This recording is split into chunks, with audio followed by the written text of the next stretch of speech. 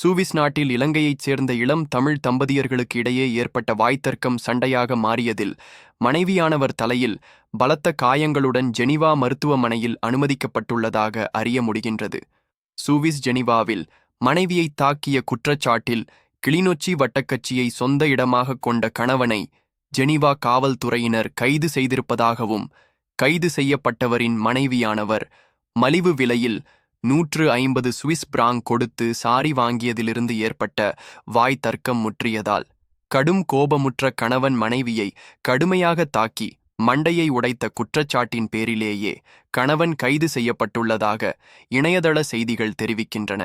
இச்சம்பவத்தில் பாதிக்கப்பட்ட மனைவியானவர் கிளிநொச்சி கனகபுரம் வீதியை சேர்ந்த 34 வயதான மேனகா எனவும், கணவனின் தாக்குதலினால் மண்டையில் பலத்த படுகாயமடைந்த மேனகா ஜெனீவா மருத்துவமனையில் சிகிச்சை பெற்று வருவதாகவும் இணையதள செய்திகள் மேலும் தெரிவிக்கின்றன.